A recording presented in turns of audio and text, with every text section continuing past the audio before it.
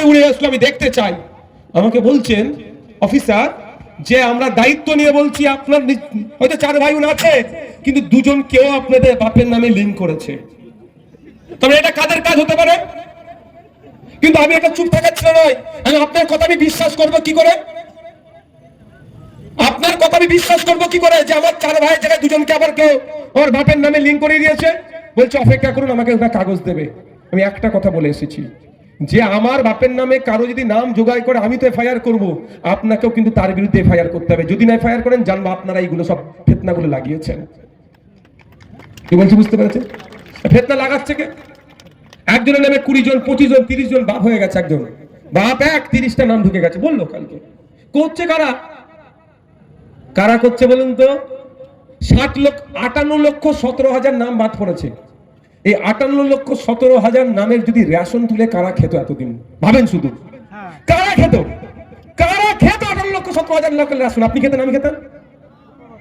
একটা মাসে প্রায় 200 টাকা ভর্তুকি দেওয়া হয় রেশন পিছু। আপনারা যারা রেশন নেন, সবাই তো আমরা নিই না। আমি একটা শুধু উদাহরণ দিচ্ছি, সবাই তো নিই না আমরা রেশন, কিন্তু যারা রেশন নেন পার মান্থ প্রায় 200 টাকা ভর্তুকি দেওয়া হয় যে রেশন পায়। ওই 58 লক্ষ ইন্টু 200 টাকা পার মান্থ লুট হয়ে যাচ্ছিল। এবং এবার পরে অনেক সাইকেল টাইকেল হ্যান ত্যান অনেক প্রকল্প আছে, সব কিন্তু ভোটার ধরে হয়। কিভাবে লুট হতে বুঝতে পেরেছেন? আমি আবারও বলছি, আমি স্বচ্ছ ভোটার লিস্ট চাই, কিন্তু স্বচ্ছ লাস্টে যেটা বলে এসেছি সেটাও আমি আপনাদের বলে দিই। লাস্ট উঠে আসার সময় এটা বলে এসেছি, সাহেব স্বচ্ছ ভোটার লিস্টের পক্ষে নওশাদ সিদ্দিকী, কিন্তু স্বচ্ছতার নামে অহেতুক যদি পেরেশানি করা হয়, যার ইচ্ছা নাম কেটে দেওয়া হয়, তাহলে এটুকু মনে রাখবেন, আপনাকে ডেকে আমি সুপ্রিম কোর্টে নিয়ে যাব, ছাড়বো না আপনাকে।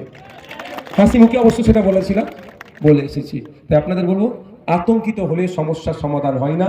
আতঙ্ক মুক্ত থেকে মাইন্ডকে ফ্রেশ রেখে আপনার এই সমস্যা থেকে আপনাকে আমাকে উতরাতে হবে। আমি যদি সরকারে থাকতাম এই সমস্যার সম্মুখীন নিশ্চিতভাবে হতো না। 2021 সালে সংযুক্ত মোর্চাকে যদি আপনারা সরকারে আনতেন এই দিন দেখতে হতো না। 2002 সালে এসআইআর হয়েছিল। বাপের বয়সী যারা আছে তারা বলুন, তারা কি আতঙ্কে ছিলেন? 2002 সালে এসআইআর হয়েছে, তখন বামেদের সরকার ছিল, আর এখন সংযুক্ত মোর্চা সরকার বলছি। তাই বলবো, আগামী দিনে যদি এই অহেতুক হয়রানির হাত থেকে বাঁচতে চান এবং আপনি আপনার ডিগনিটি নিয়ে বাঁচতে চান, আসুন আমরা সরকার তৈরি করতে চলেছি আগামী দিনে 2026-এ। আপনারা আমাদের সাথ দিন।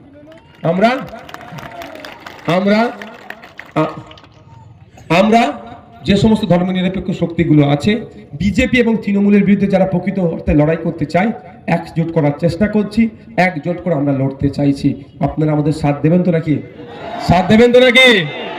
তবে ওয়াকাফের সময় কি বলেছিল? দিল্লিতে গিয়ে আন্দোলন করুন। ভোটের সময়ও কিন্তু দিল্লিতে গিয়ে ভোটটা আমরা চাওয়াবো। হ্যাঁ, তুমি এখানে নয়, ভোট চালাও। কারণ আজকে এই প্রোগ্রাম এখানে সমাপ্ত করছি। আপনারা আস্তে আস্তে বিদায় নেন, আপনাদের পর আমি বার হবো। আস্তে আস্তে বিদায় নেন। হ্যাঁ।